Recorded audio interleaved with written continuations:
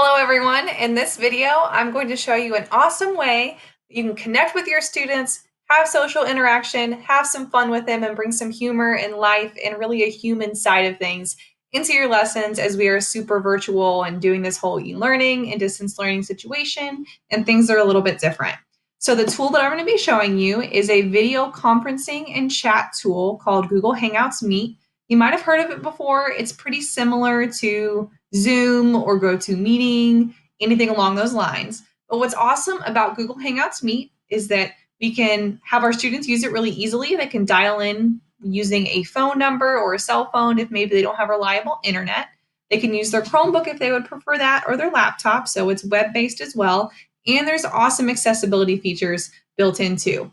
Plus, it can be super fun to, again, show your students the human side of you, have that personal interaction and that goofiness that you might have in the classroom. As you can see, I'm modeling that right now with two of my co-hosts, my dog and my cat. So I welcome you and encourage you to do that in your lessons. So let's get started. Couple of things to know with Google Hangouts Meet. The school version that we have set up is slightly different than maybe if you've used Google Hangouts Meet before with a staff member or colleagues or people outside of BCSE. And the reasons why things are slightly different is it's all security measures to protect our students' data and privacy. So it's to make sure that not only are they safe when they use this tool, but that it encourages them to use their tools appropriately as well and become good digital citizens. So a couple of things to know, and this is all included in my guide that's written up. Couple of things to know that are a little bit different than a traditional Google Hangouts Meet, if you've used one before, is that only staff members in BCSE can initiate and start a Google Hangouts Meet. And this is so our students don't start chats when they shouldn't be doing that. I'm going to make sure that only BCSE students can start conversations with BCSE students and teachers. All right, so to make sure our students are safe. Staff have the ability to control who can enter a Google Hangouts Meet. And again, this is just a safety and security measure. So if I start a Google Hangouts Meet video chat and conference tool, if a student joins via the web link that I send out and share with them to join, I will get a notification on my teacher screen that so-and-so wants to join the chat.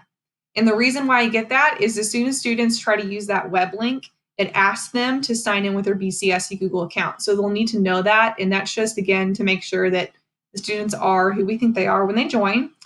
And I can see on my screen if I accept or deny them to join the chat. If a student uses the phone number that they can dial in to join the chat, it's a little bit different. On my teacher side of things, I don't get a notification that they want to join the chat. They're automatically joined in the chat. It just automatically puts them in it.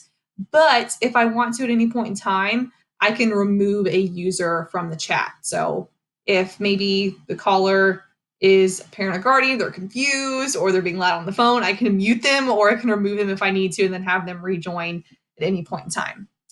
And along the same lines, BCSE teachers have the ability to control the microphones in a chat. So you as the teacher or the moderator, you can mute and unmute students. So if you've ever been on a conference call before, like I have with these yahoos behind me, sometimes things are loud in the background and you might not realize how loud they are. And everyone else on the call is sitting there wondering, wow, when is that person going to mute their microphone? You can kind of save yourself and your students that struggle. The teacher can mute student accounts, and then the student has the ability to go and unmute themselves when things quiet down or if they want to go and say something. Staff have the ability to remove participants, like I said, from a chat. So I really recommend that as your Google Hangouts chat meeting is coming to an end and it's wrapping up, please, before you leave the call, the Google Hangouts Meet conference call, remove your students from the chat or ask them to leave before you sign off. Otherwise, they will be in that chat, in that call, and really wonder where their teacher is, and they have no one to ask for help at that point. So make sure that you leave the call. Staff members can always go back and rejoin previous calls if they need to. If they want to go back and look at teachers' notes or questions that students ask and add it to their records, they have the ability to do that. Students cannot go back and rejoin calls once the call is ended and the teacher has left the call. They cannot go back.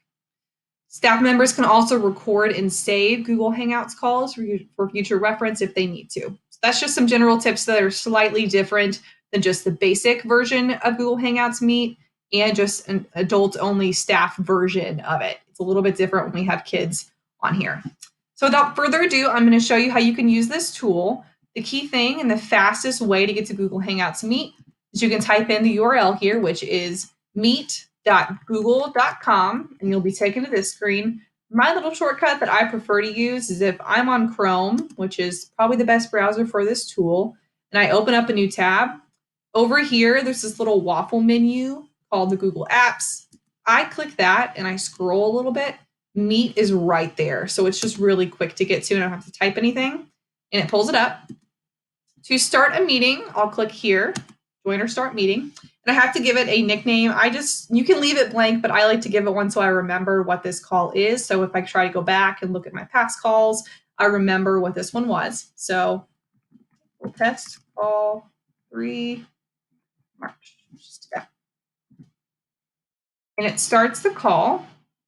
And nothing is officially started in this call yet. I'm going to get rid of myself here in the corner so you don't see me on two screens. But this is just giving you a preview of your microphone if it's working and your video camera. So if you want to readjust or move or test things, this is when you have your chance to do so.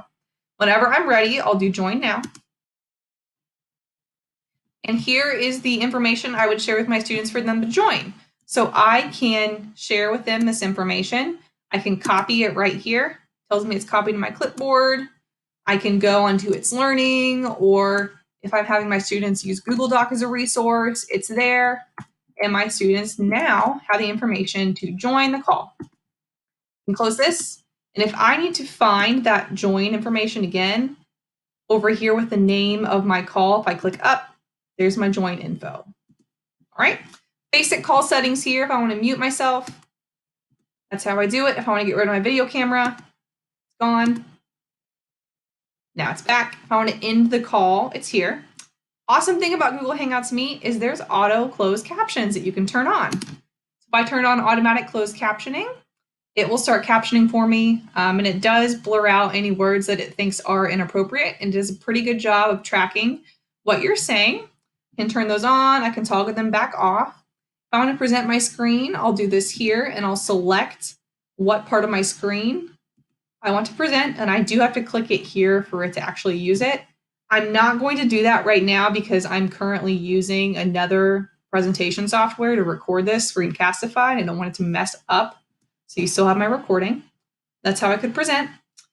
More options here. If I want to record the meeting, that's where I can do that. Be careful if you do that. If you have students who are using video and they have not gotten their paper signed saying they can be on video recordings, then they shouldn't be using video on this chat, and you definitely shouldn't be recording them and saving that video elsewhere. So just be mindful of that.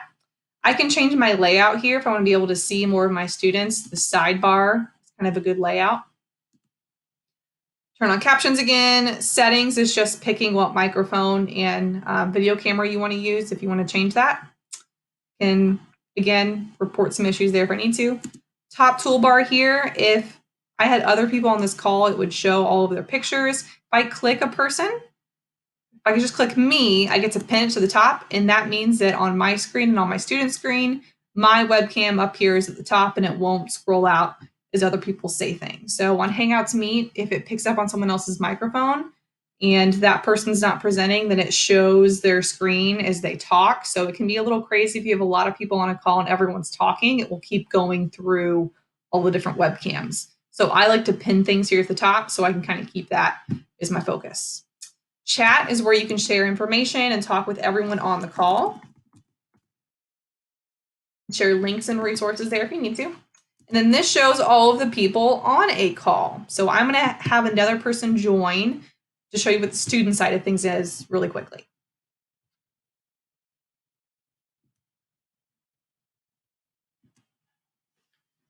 All right. So to have a student join, click out over here for a second.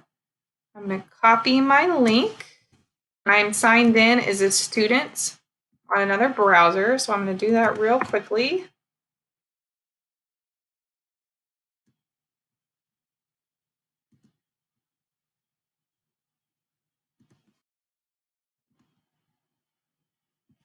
All right, so now you can see on the teacher side of things, when my student went in, they saw the same preview with their microphone and their camera, but then I have to approve it, all right? So I've tested with this student account earlier and it remembered that I let this student join, so it let them join again. So that's kind of the nice thing here is if you are having Google Hangouts regularly with your students and they log in, it remembers that they were on a call with you. So if it was a different student that was joining, then I would click approve or deny. If I wanted to mute this student, I would click here. The student is currently muted, so I can't unmute them. Only the student has the ability to unmute themselves. If I wanted to pin this student so they are at the top of my screen, I could do that here. And here is where I can remove that student from the chat. So if we're talking and we're sharing and we're doing that and we're having a great conversation, but the call is wrapping up, it is really important and helpful if you, as the teacher, either ask students to hang up and leave the call before you, or you slowly remove students from the call. And the reason why that's super important is otherwise the students will sit here and they'll see you leave and then they'll wonder what to do next because the call doesn't automatically close after you leave. So make sure that students either hang up by clicking this button to end the call, or what you do is you come over here, click the student name, and then remove them one by one from the call. So I'm going to show you that. I removed her from the call. I ended it. Now, me as the teacher, I can rejoin that call if I want to go back and see what my students asking questions, or if I forgot to remove a student, I can. I'm just going to show you the student view right now on this other window I have pulled up. You see the difference here? The student cannot rejoin the call. So once they're out unless you give them that link to join again. So that is just a general walkthrough on Google Hangouts Meet. I know that was a lot. Couple other tips to share with you related to Hangouts Meet, just some tips. Do a trial run before you use Google Hangouts and do it without students first. So practice this with a colleague. It's fun, you'll both learn together, and it's a great way to interact with each other since you're probably not seeing each other face to face. Again, like I said, before you end or exit a call, help students leave first. Make sure they're either hanging up or you remove them from the call before you sign off. Start small and learn a lot. So the reason why I put this on here is don't feel like you have to conquer the world and master this tool the first time you use Hangouts. It's a little bit of a learning curve. It's not impossible, but it is important to kind of start small and guide your students through this process as they learn how to use it if they've never used it before. Provide choice and flexibility. If you want to have Google Hangouts Meet as a part of your lesson, that's fantastic. But just be mindful that a lot of our students have extenuating circumstances at home that might prevent their ability or hinder their ability to join a meet at a particular time.